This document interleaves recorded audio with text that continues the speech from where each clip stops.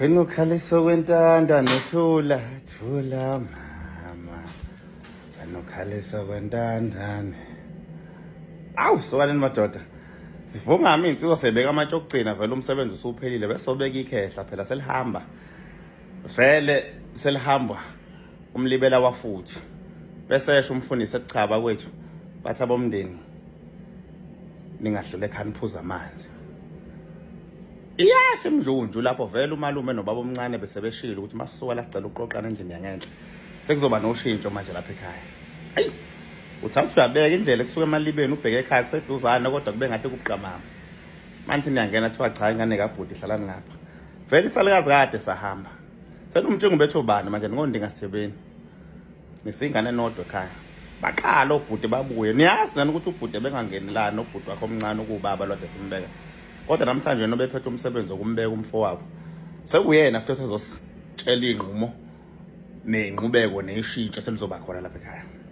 Ayisithatha sibeke sibuka sithi oh hey madoda ngoba nakho singenabani. Thiwa cha abantu abami sengithatha isinqumo sokuthi ke sengizothi ukusondela nomakoti wami lomncane. Sengizoba mningi la ngoba ngeke umuzi bese uba wodwa nibe nizingane nodwa. Ewucaca ukuthi sizohlala naye ubaba omdala noma ubaba omncane. Ngeke hlupheke ingane kamfowethu ngikhona. Sishintshe isimo, sihambe insuku. Kushintsha ukukhuluma. Ubone ukuthi hayi isimo senhlalo sesiyashintsha manje. Niqhashela njengamazeza. Nophenduko ndingasithebeni, nohamba nikhosela. Kubonakala ukuthi nihamba nikhothoza nje emahlangeni. Ubumbila kade ukhahlelile njalo.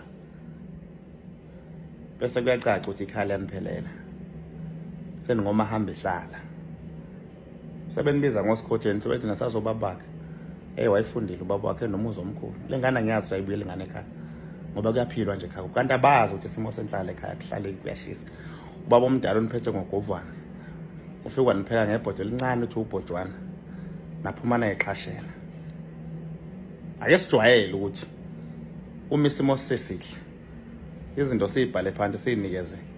Labe sinethemba lokuthi ngisho singendela kweliphakade sendela kwelamathongo bayofakazisa ukuthi inkulumo yayimi kanje. Ngoba kuyenzeka abazali behambe besebenzile ingane bese iphenduka amaphukeqa